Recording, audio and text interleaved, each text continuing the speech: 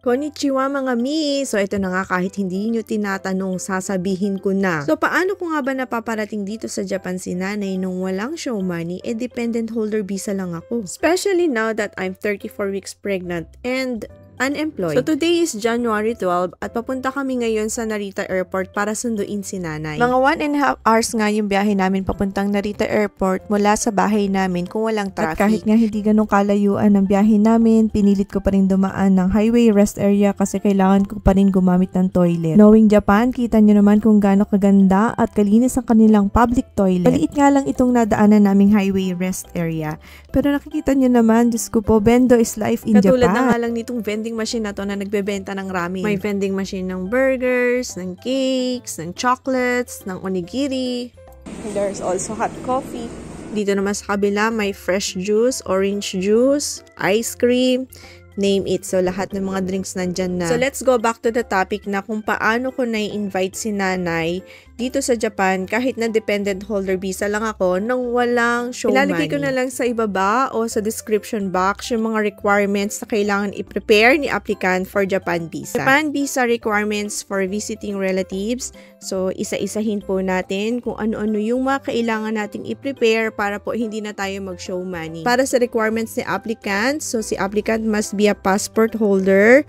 Yung passport niya, kailangan may signature at kailangan din may 6 months validity pa po yung passport ninyo. Next is the application form. Sa application form, make sure po maiwasan natin ang magkamali. Bawal po kasi ang erasure. Number 3, pictures with white background na gagamitin natin para sa application form. Number 4, PSA birth certificate issued within a year. So, if unreadable, submit a photocopy of your local birth certificate. Kung late registered naman, submit a photocopy of Form 137 and baptismal certificate. Number 5, kung married naman po si applicant, kailangan niya rin mag-submit ng PSA marriage certificate. And if unreadable, submit a photocopy of local marriage certificate. Yes, additional requirements, mayroon tayong PSA authorization letter na kailangan i-submit.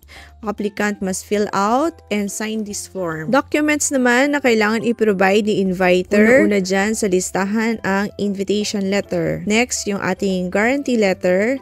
At dahil nga sponsorship ang ating trip to Japan, amin nga ang tatay yung inviter or sponsor ay si husband dahil siya ang may kakayahang mag-provide ng mga financial documents. Kabilang na nga dyan ang employment certificate, income certificate, tax certificate, and residence certificate. Next is daily schedule in Japan. Ito yung daily schedule ni applicant, kung ano ba yung gagawin niya dito sa Japan. Siya ba ay magsha-shopping, magtutour ba siya, or susuportahan niya yung family mo. Isa nga sa mga dahilan kung bakit magpupunta dito sa Japan si nanay, dahil nga manganganak ako.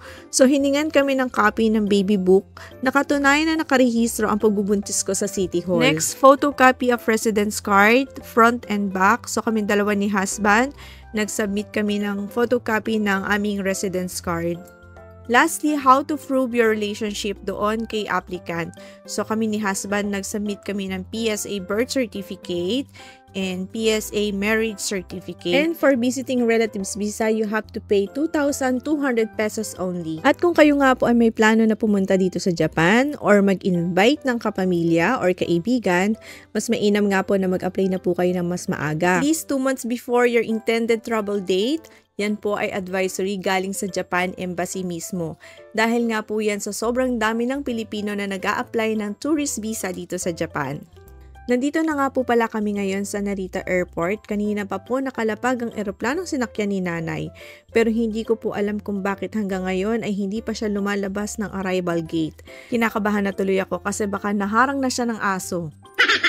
At kung madalas nga kayo mag-travel dito sa Japan, alam kong kilalang-kilalan nyo na rin yung aso na yan. Yung maliit na aso na may mahabang tenga, tapos napakatalas ng pang-amoy.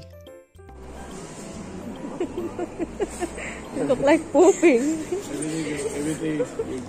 At sa wakas nga, pagkatapos ng halos 1 oras na paghihintay, nandito na si nanay.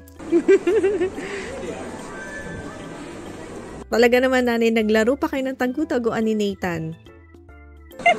Ayun na yun. What happened? Nalang ka?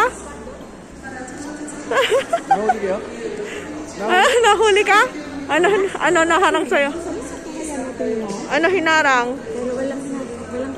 Mani. Sabi sa'yo yung mani. Yan, sinasabi ko yung adobong mani mo, daddy.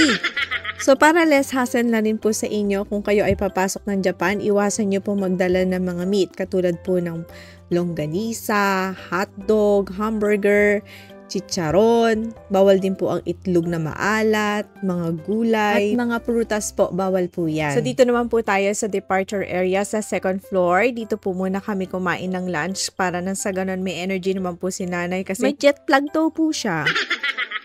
So tasty. Would you like that? Like this. Daddy has a grilled.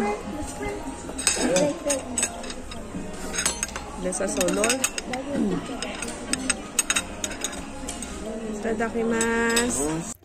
At thank you Lord for this day at safe na nakalapag ang eroplano ni nanay dito sa Japan. Marami pong salamat sa inyong panonood. Yun lang po. Jane!